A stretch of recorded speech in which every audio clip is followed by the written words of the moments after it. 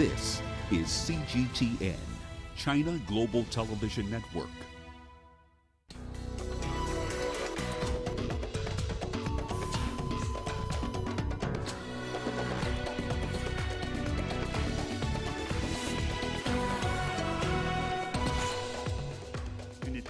France hosts African leaders to negotiate debt relief and support for Sudan.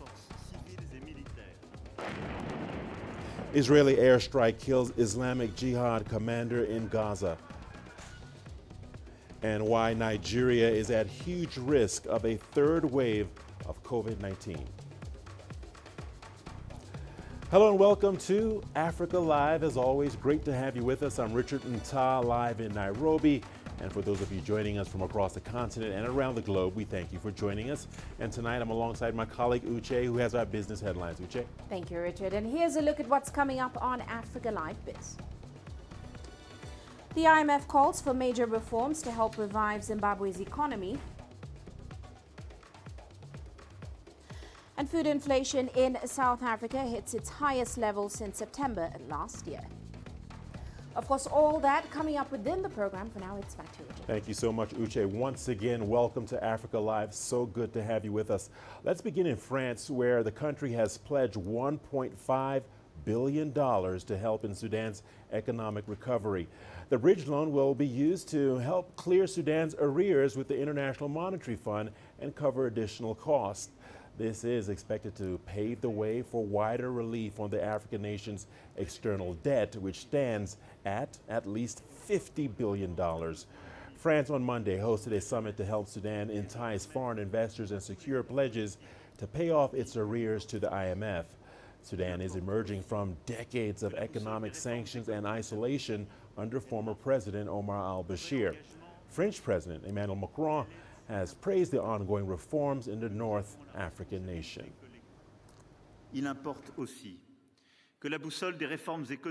It's also important that the compass of the courageous economic reforms that you have initiated continues to guide your transition. The debt relief of Sudan that we are going to start working on soon is a first result. It is important that the journey of Sudan back into the concert of nations be bolstered economically and politically. Today's step is a decisive step. It marks the real engagement of the whole international community alongside your country because you have the courage to stand up, to conquer freedom, and to start these first reforms. Let's cross to Paris, where our correspondent Ross Collin is standing by. Ross, welcome to Africa Live. We appreciate you joining us. Ross, $1.5 billion grant for Sudan. What more can you tell us about this? And were there any other deals agreed upon? Well, this was something that was in the pipeline. France had hinted that it would be approving this loan, and that's something that it did do this morning. The French Finance Minister, Bruno Le Maire, saying that we want to help Sudan to ease its debt burden as quickly as possible, confirming this $1.5 billion loan. Sudan has managed to secure bridging loans from the United States, from the United Kingdom, and now France are getting in on the act as well. France is the second biggest bilateral creditor to Sudan after Kuwait, so it was important for Emmanuel Macron to hold this summit, to host this summit, to try to ensure that Sudan has a way out when it comes to achieving economic stability. Crippled by sanctions after decades of autocracy, those sanctions imposed on the former president Omar al-Bashir and those people around him, his government, and that leading to isolation as well, trying to welcome Sudan back into the international community. And that's something that we did see at this summit today. Talks about possible deals on energy, infrastructure, investment, telecommunications, things that are needed by Sudan to try to bring it back into the fold as a modern democracy. That's something that it's on its path of transition to try to achieve. Richard. All right, speaking of transition, the summit is also to mobilize support for Sudan's transitional leadership. What's been the reaction to this call? Richard, something that was important to know, something that really struck me watching the press conference this afternoon, the open session, the forum where we saw leaders speaking, was that it wasn't just political leaders. Normally at these summits we hear political leaders speaking about broad terms of economic development or political leadership or governance. What we saw, Richard, this afternoon was activists taken to the stage, activists who'd taken part in that popular uprising in 2019 that toppled dictator Omar al-Bashir. We saw feminism as one of the leading topics this afternoon. We saw a call for climate change, for Sudan's transition to be a green, environmentally friendly transition. Sudan's current foreign minister is a woman. The previous foreign minister was a woman as well. Calls for women to make up not just some of the key positions in the transitional council and the new government of Sudan when elections are held, but at all levels of society, trying to ensure that young people and women do play a key role. Calls for greater media freedom as well, something that wasn't possible under the previous regime, something that UNESCO, the UN cultural agency based here in Paris, has praised the Transitional Council in Sudan for reinforcing the right to media freedom. Also calls for greater respect for the rule of law and also for greater chances for investment and improved healthcare. So lots of topics on the agenda, not just politics and economics, the full range of all the necessary things that are needed for Sudan to emerge as a modern democracy after 30 years of autocracy. All right, let's leave it there for now. That's Ross Cullen speaking to us live from Paris. Ross, we appreciate your insights. Let's bring in Professor Douglas Yates from the American Graduate School in Paris. He joins us live via Zoom. Professor, thank you for joining us here on Africa Live. France grants Sudan a $1.5 billion bridge loan to clear IMF arrears. How significant is this, Professor? Well, it's very significant for the new government, which has sort of inherited from 3 decades of Omar al-Bashir a catastrophic state of finance. The country is deeply in debt to the international community. And for a long time, there were sort of 2 camps. One camp around the United States, which had imposed sanctions and drained access to capital. And the other side, largely backed by China, who had provided about 10 billion in loans alone, and up to 15 billion if you include everything.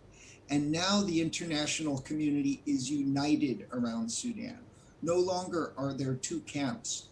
So this is going to be significant because if Sudan can pay the IMF back its arrears, it will qualify in June to start a 2 or 3 year process called the Highly Indebted Nations or Countries Program, an initiative of the World Bank for debt relief. And if Sudan can remove its debt and receive investments, it's well positioned to return to the forefront of in East Africa and in Horn of African economics. All right, Professor, as optimistic as that sounds, Sudan is still faced with enormous challenges as it transitions from authoritarian rule to democracy. How will this summit count and make a difference? Well, the idea is if the international community relieves debt, that will remove some of the pressure on the new transitional government to pursue economic reform, to continue to make family payments. So, for example, right now you have a civilian military regime, and they need to set up a transitional legislative authority. If you get some debt relief, that's an argument to the military factions that they should continue this process because there's very real, very tangible rewards for that. One of the dangers, however, is what's called the Islamic deep state. For example, the civil service in Sudan is almost entirely staffed by Bashir loyalists. And then, of course, you have ancient Janjaweeds, and you have a very long tradition of political Islam. And each of those forces presents a risk to the kind of civilian, civil society kind of democracy that's building up and that the West wants to support. All right, Professor, I have one more question for you if you would indulge me. Let's shift our attention to France. The country has taken the lead in recent days to support Sudan. What's in it for France? Okay, well, first, there's a presidential election coming up in France a year from now, and you can't ignore the importance of foreign affairs to the president's chance for re-election. Macron is able to present himself as an important actor on the international stage. Remember, this conference is being held in person. They did a big spectacle at the foot of the Eiffel Towers, very visible. Also, France is interested in investments. Sudan has an estimated 10% of the world's unused arable land. And France has a lot of investments it can make in agriculture. So if they can manage to work out the water problem with Ethiopia, France stands to benefit as well from maybe major agricultural projects. But most of all, Sudan is right next door to Chad. And France is trying to fight a war against terrorism, against international jihadism throughout the Sahel. And to leave a flank open in Sudan presents major problems for France's military position where its bases are in Chad. Okay, Professor Douglas Yates, thank you so much for sharing your perspective. Much appreciated. Meanwhile, 14 people have been killed and 7 others wounded in 2 separate attacks by suspected Israeli army armed militias in Abyei, according to the chief administrator of the area. The oil-rich Abyei region is one of the areas claimed by both Sudan, South Sudan, and of course Sudan. The region has seen frequent clashes between people from the Dinka ethnic group and the Arab Israeli militia. CGTN's Patrick Oyet reports. The deputy chief administrator of Abyei says the suspected Miseria cattle herders attacked 2 villages over the weekend. 14 civilians were killed and 7 others have been wounded. Officials are urging the UN peacekeeping force in Abyei to investigate and apprehend the perpetrators of the violence. The UN has 5,000 peacekeeping troops in Abyei. Miseria are armed cattle keepers who live in Sudan. The herders occasionally move to Abyei in search of grazing land and water. The oil-rich Abyei is inhabited by the Dinka people, the largest ethnic group in South Sudan. The area, which is on the border between Sudan and South Sudan, is claimed by both sides.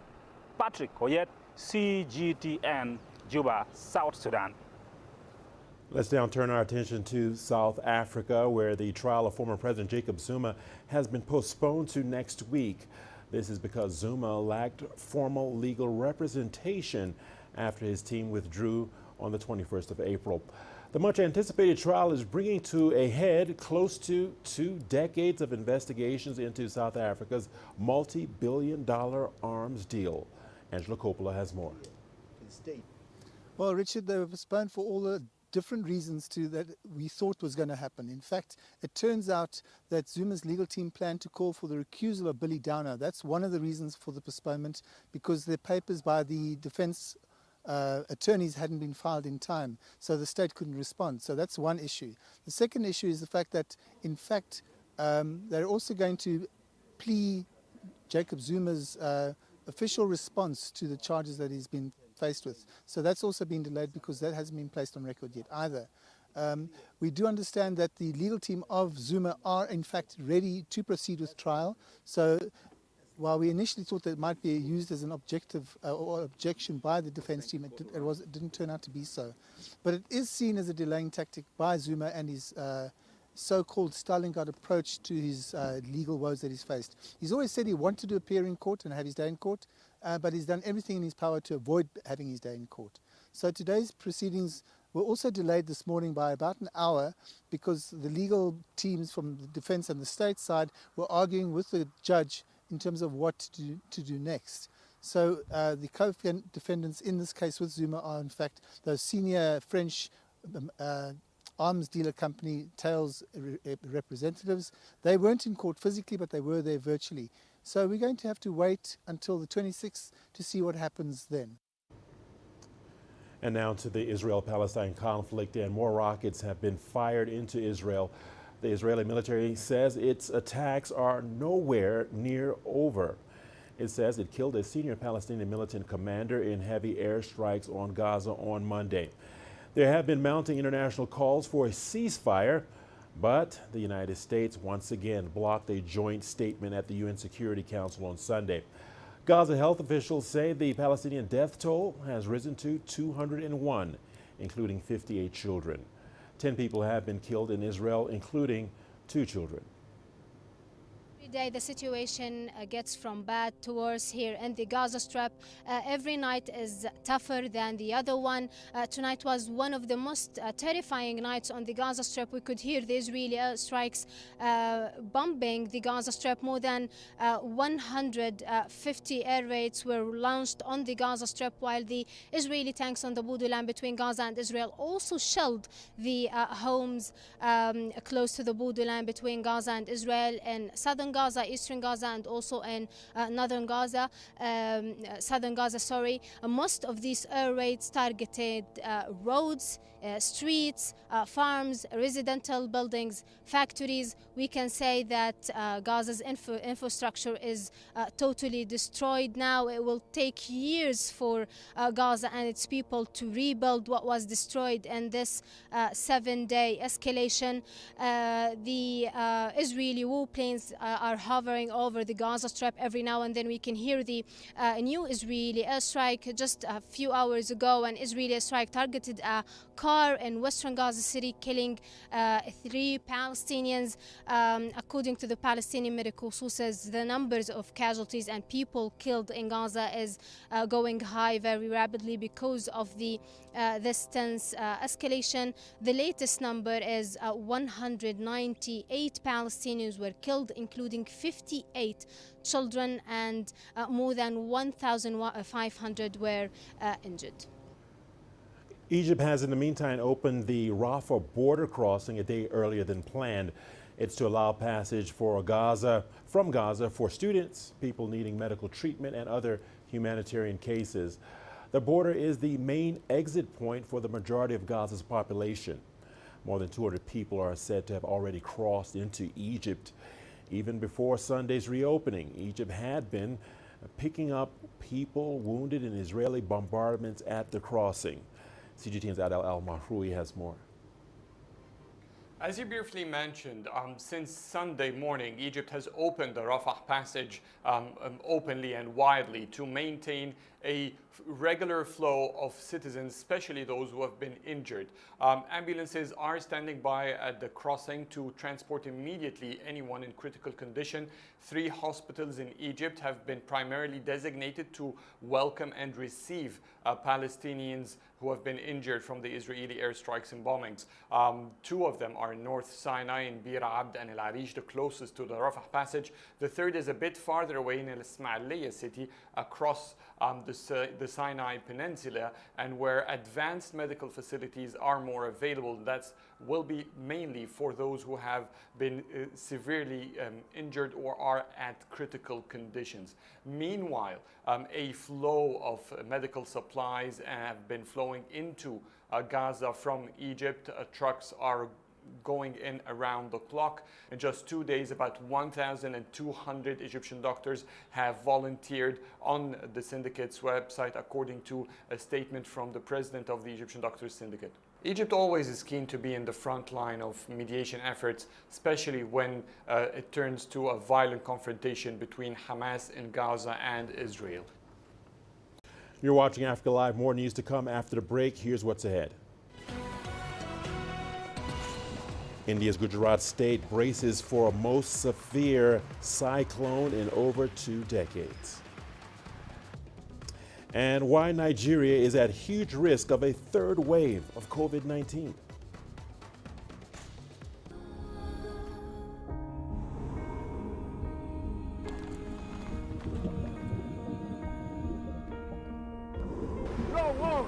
No one again, he can hold in guns. Machine guns from police forces towards the protesters.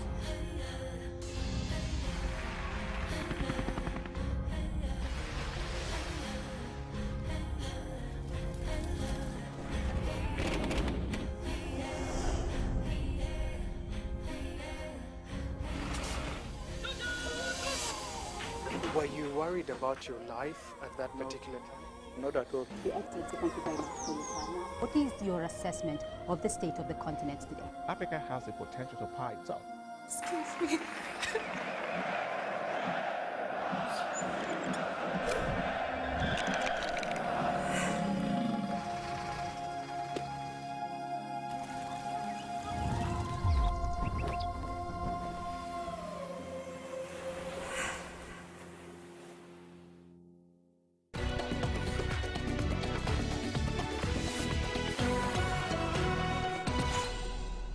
Welcome back to Africa Live. Thanks for staying with us. We appreciate your company.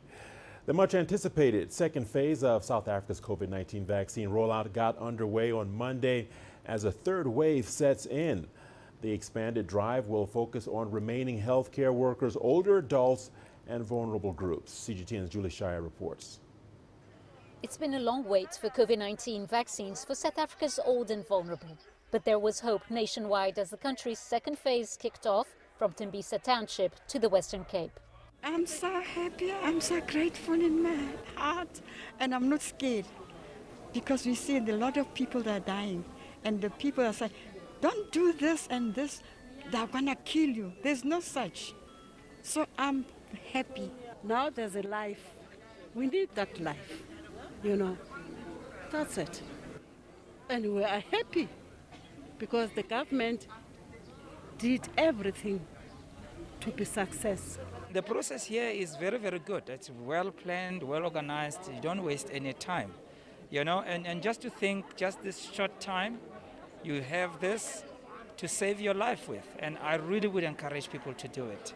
Close to 500,000 healthcare workers were jabbed in the opening phase with the single-shot Johnson & Johnson's vaccines. Almost 90 vaccination centers were added for the second phase, where the first two-shot Pfizer doses have been administered. I think even if it's 2 shots, as long as those 2 shots will protect me from this COVID-19. I'm not happy about it. I thought I was going to get Johnson & Johnson once because, you know, we elderly people, sometimes we got an appointment at the clinic. It clashes with an appointment that they give us here. There's still much work to be done, however, to boost registration numbers around the country. We have had our community health workers who, even today, you know, quite a number of them are out in communities. They are walking door to door as part of helping the elderly to register. But all these methods, they are technical methods, meaning that young people can easily do that. But those that are 60 and above, they may struggle a little bit. After months of planning, South Africa's second phase has kicked off smoothly as the country aims to vaccinate 5 million elderly people by the end of June. Julie Shara, CGTN, Cape Town, South Africa. Over in Nigeria, authorities in the commercial capital Lagos say they will begin close monitoring of travelers from 14 countries. The move is part of measures to prevent a third wave of COVID-19 infections and the possible spread of variants in the West African nation. CGTN Deji Badmus has more on that story. Among the 14 countries Lagos authorities say they are keeping a close tab on are Canada, USA, France, Germany, Netherlands, South Africa and Angola. The others are Togo, Ghana, Cameroon, Uganda, Kenya, Tanzania and Rwanda. The state government says while traveling from these countries is allowed, travelers will be closely watched. The Nigerian government still maintains travel restrictions for India, Brazil and Turkey. If you're coming from any of those 3 countries, either India, Brazil or Turkey, and you have a right to enter Nigeria by virtue of being a Nigerian or carrying immigration status that allows you to live and reside or work in Lagos, then you must comply with the federal government regulation, which is a mandatory 7-day isolation. From the airport, you will be escorted with professionals in a logistics team to one of those facilities where you will be isolated, and within the first 24 hours, we will perform your first COVID-19 test. Whether you're positive or negative, you will remain in isolation until day 7, where we will repeat the PCR test, and if you're negative, you'll be permitted to leave the isolation facility. If you are positive, you will remain in the isolation facility until you turn negative. Health authorities in Lagos have managed to bring down the COVID-19 infection rate in the city. The number of severe cases has gone down significantly, and for several weeks now, the state has not recorded any deaths from the disease. Some isolation facilities have now been temporarily shut down for being empty, but authorities say the city is not out of the woods yet, as far as the pandemic is concerned. This is not a time to relax. This is a time to step up our activity and ensure that we are preventing the scenarios that could trigger a third wave. In terms of being able to curb or to prevent the third wave, we are carrying out this strategy alongst 5 pillars. The first pillar is to make sure that we keep our testing high so that we can pick up early any evidence of a third wave emerging in the community. In addition to that, if you are positive, we're going to repeat your test, this time with another type of PCR that can detect the possibility of mutations. The government says it is also building more oxygen plants across the city, training more staff and putting more facilities in place in preparation for a possible outbreak of a third wave of the pandemic. We're doing everything possible to make sure that we do not see a third wave, and in case we do, that we are able to contain it and bring it under control very quickly. But COVID-19 vaccination is still very low in the city. With a population of over 20 million, just over 200,000 residents have been given the first jab of the Oxford AstraZeneca vaccine. There's just not enough vaccine to go around for now, and experts say that is a worry. Deji Badmos, CGTN, Lagos, Nigeria. Egypt has received its biggest COVID-19 vaccine shipment yet. 1.77 million doses of the AstraZeneca jab arrived on Thursday morning, followed by 500,000 from Sinopharm a few hours later. The shipments are seen as a huge boost to the North African nation's vaccination program. Relief in Egypt as it puts its hand on nearly 2.3 doses of COVID-19 vaccines in one day. The first shipment is from the COVAX initiative, which sent the countries its biggest single shipment of 1.77 million COVID-19 vaccines. It's double COVAX's first batch to Cairo of about 850,000 jabs. All the vaccines are from AstraZeneca. It is a safe vaccine which the WHO approved. It is one of the most important tools the Egyptians can use to face the third wave which is currently going through. Up until last week, Egypt had rolled out almost as many vaccines as it had received. The country was about to fall into a crisis to secure more doses for its citizens. It is very important for UNICEF and it is very important for COVAX to understand that no one is safe until everyone is safe. So this is the second batch. The first batch took place a month ago, and then there will be a third batch in the coming weeks for a total of 4.5 million doses of vaccine that will be distributed first and foremost to the priority population, the healthcare workers, the elders, and then later on to the large population as well. A few hours after the COVAX shipment, Sinopharm sent some 500,000 additional COVID-19 vaccines to Egypt. That pushed up the number of jabs the country has so far received to over 5 million. We have now established more than 400 vaccination centers. These flows of vaccines help us serve more citizens who apply at these centers. With the increase in our vaccine stock, we would like to encourage more citizens to apply, especially those most vulnerable who have chronic diseases. Egypt is expecting some more good news this week. The nation is set to receive 1,400 liters of raw biomaterial from China. That's sufficient to produce 2 million doses of Sinovac's COVID-19 vaccine domestically. In total, Egypt says it should have received some 40 million jabs by the end of the year. Adil Mahroui, CGTN, Cairo. India's Gujarat state is bracing for what's being dubbed as the most severe cyclone in over 2 decades. Nearly 150,000 people have been evacuated. Authorities have also ordered the closure of ports and a main airport. The state's COVID-19 vaccination rollout has temporarily been suspended until Tuesday. Cyclone Tauktae has killed 8 people and left a trail of destruction as it brushed past the coastal states of Kerala, Karnataka, and Goa. It is set to make landfall in Gujarat late on Monday. While you're watching Africa Live, time now for our business segment, and it's over to you, Uche. Thanks, Richard. And coming up on Africa Live Biz. The IMF calls for major reforms to help revive Zimbabwe's economy. And food inflation in South Africa hits its highest level since September last year.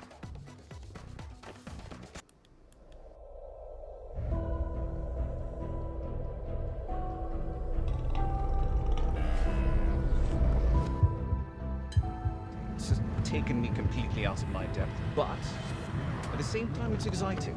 It's new, it's different, it's a challenge. It's really exciting. Over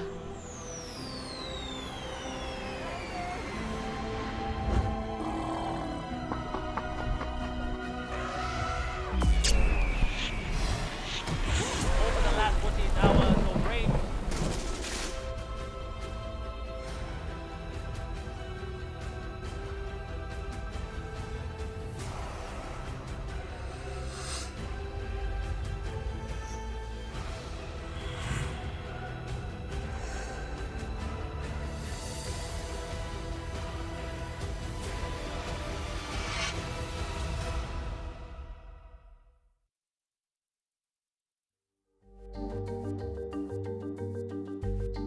Africa Live. Find your voice.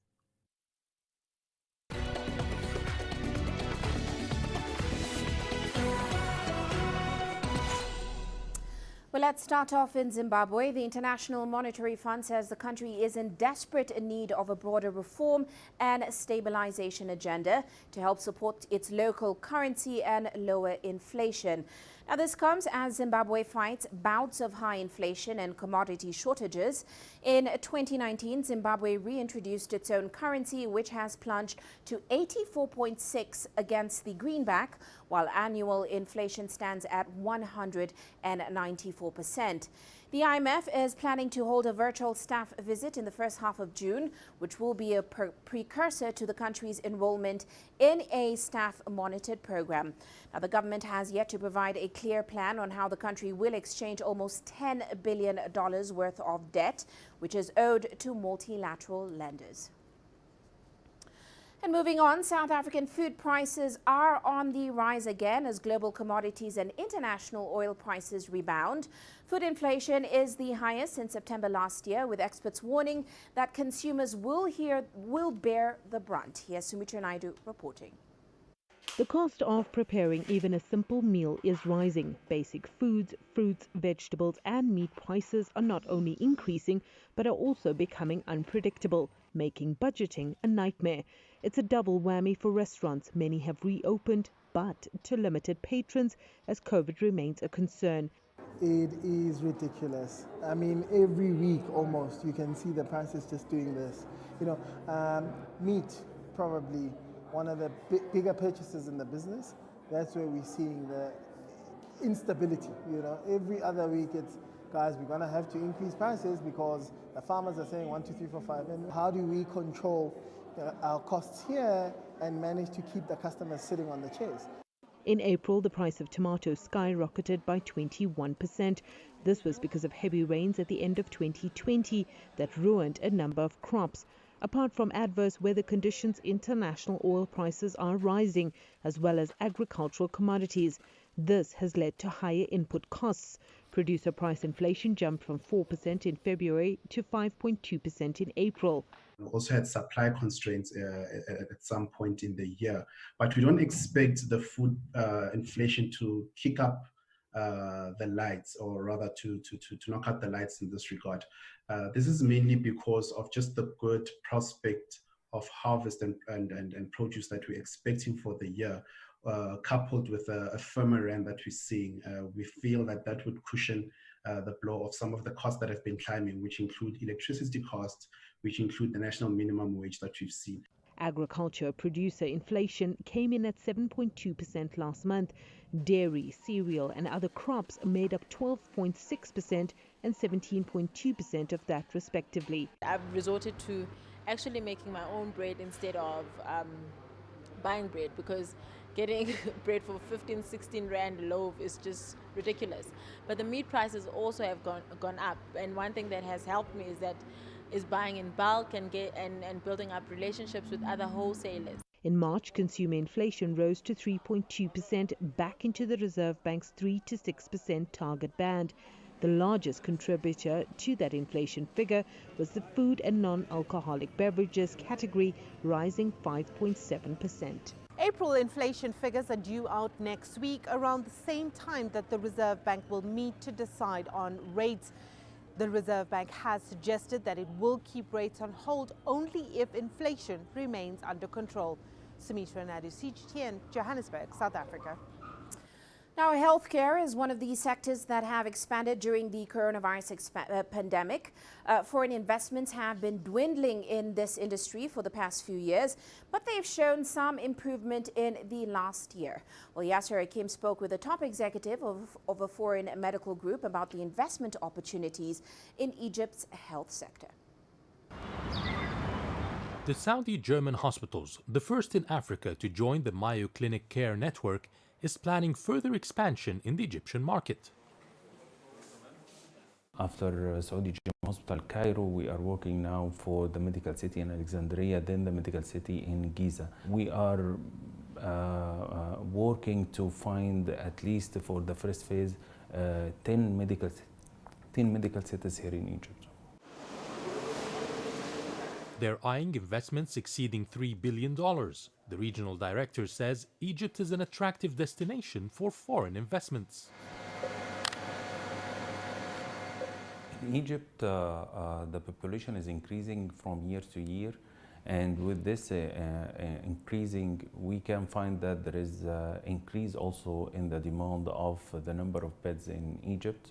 So I can say that the investment in healthcare in Egypt is very important and required for the coming decades.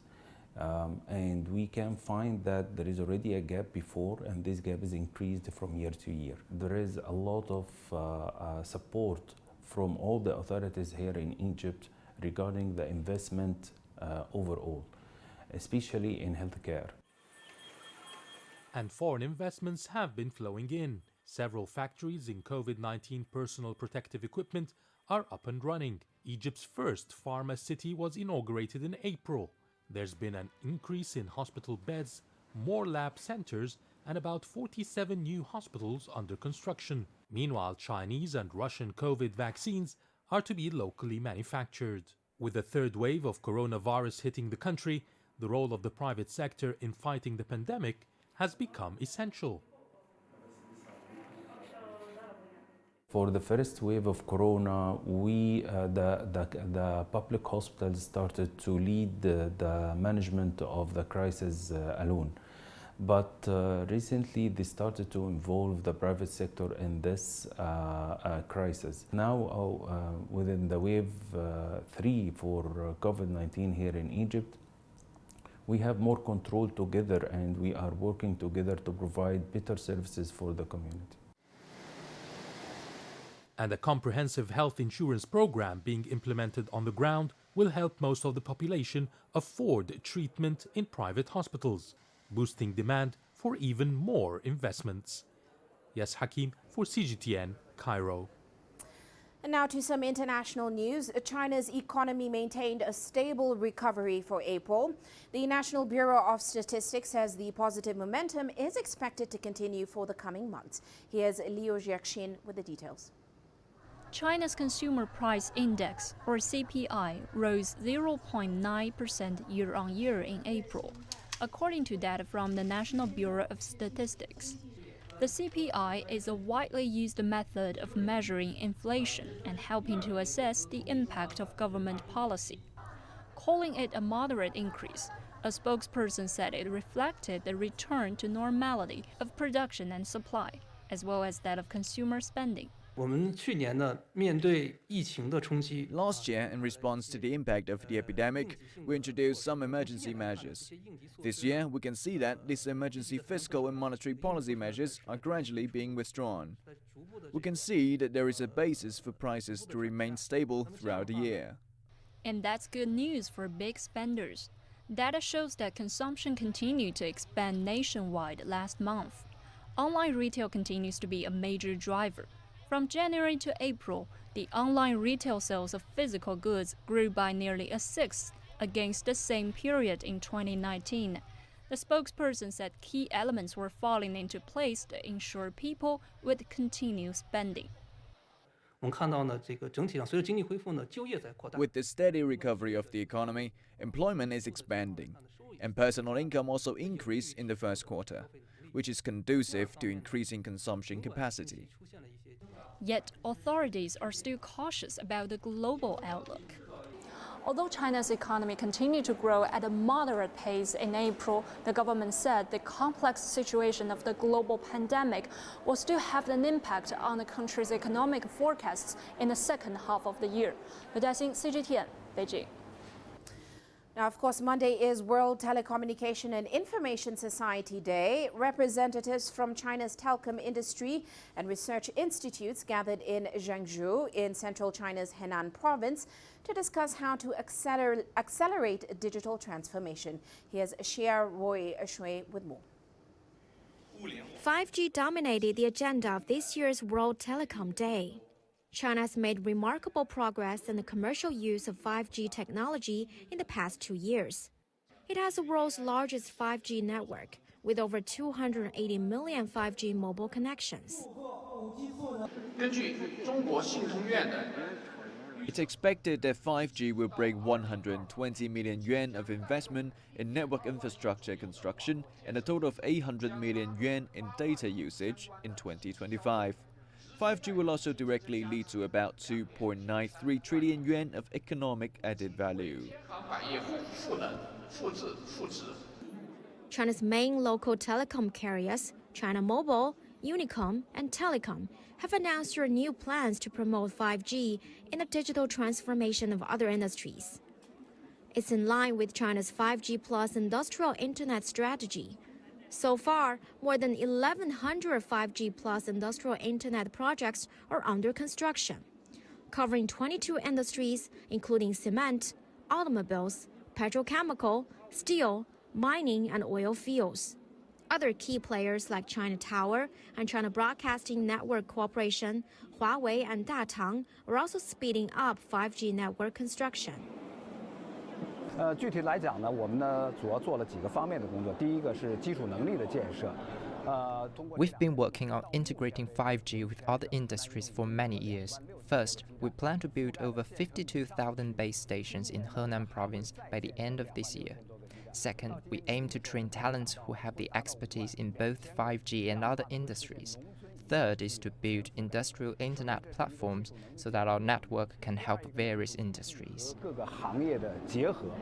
Today, the digital economy is a key to the country's development. China has made huge progress in 5G construction, but experts say that more needs to be done to grab the opportunities to accelerate the development of the digital economy. Xia Ruixue, CGTN, Zhengzhou, Henan Province.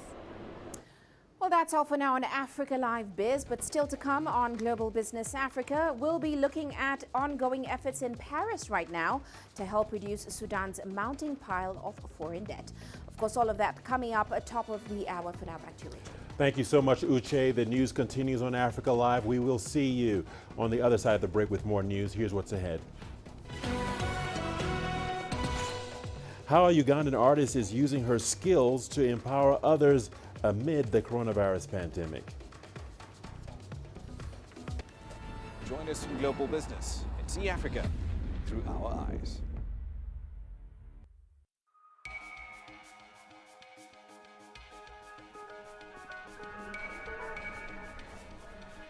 You're watching breaking news on CGTN.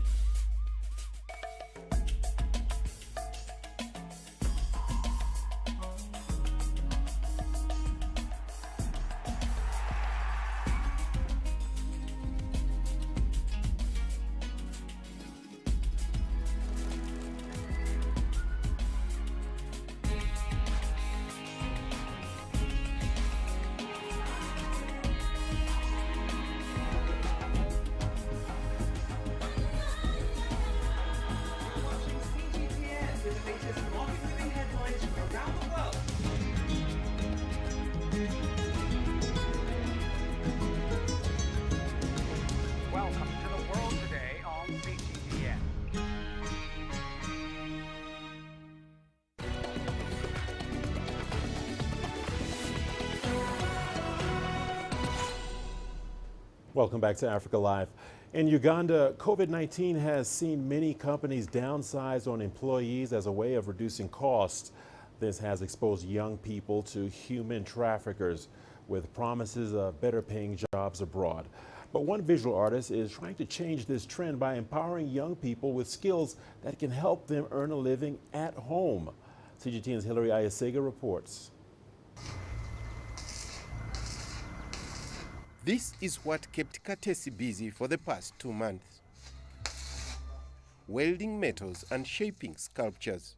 Most people have been laid off, people are jobless, and most of them are falling prey into the hands of the human traffickers abroad and within our country. So me doing welding in form of art is a way of bringing out my artistic creation, ability, and energy. She says this type of art appeals majorly to homeowners, hotels, and recreation centers. A finished sculpture typically sells for $1,500. Through this form of art, Katesi believes she's inspiring young people to become job creators instead of seeking employment abroad. Katesi has trained over 10 young people in this form of art. I have learned how to make art pieces out of metal, wood, and clay. According to the government statistics body, Uganda's youth unemployment rate is above 65%, which is among the highest in Africa. The situation has been exacerbated by the effects of COVID-19. And because of limited job opportunities here, some are turning to human traffickers that promise more lucrative job opportunities abroad. That can be a dangerous decision, and Katesi hopes to gradually change the mindset of young people about job creation. I've had many girls come to me and telling me, oh, by the way, I was able to get a job. I discovered that I had to create one. I didn't have to wait for an office opportunity. So I must say it's a number. And as these young people master the skill of making distinctive art, it could help provide a steady flow of income. Hilary Ayasega, CGTN, Kampala, Uganda. There are only 2 rhinos of the northern white rhino species left in the whole world. The 2 are both female and live in Kenya's Old Pajeta Conservancy. Scientists have been racing with time to pull back this species from extinction. The near extinction of these rare rhinos is due to decades of rampant poaching for their horns. This is Old Pajeta Conservancy in Kenya. It is the largest black rhino sanctuary in East Africa and home to the world's last 2 northern white rhinos, Najin and Fatu.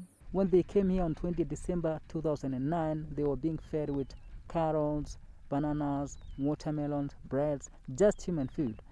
So after spending a while, we introduced by feeding with beds of hay and alfalfa, and after getting used to, we sent out to the wild. And they have got to learn how to graze by themselves. But we do actually supplement with horse pellets for calcium and phosphorus. Scientists thought that the grasslands and favorable climate would increase the chance of delivering the next generation. Yet, with the death of Sudan in 2018, the last male northern white rhino, artificially assisted reproduction became the last ray of hope.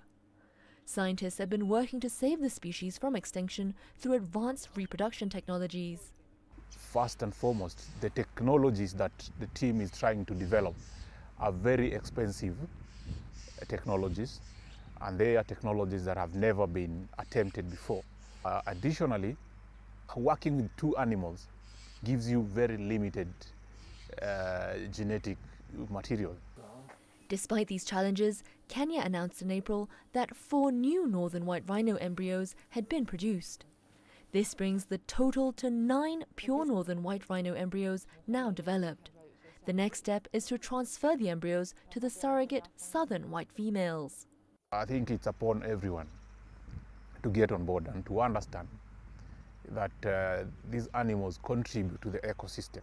So when you have an ecosystem that does not have some of the animals that we are talking about, then that ecosystem is defined as an ecosystem that is unhealthy.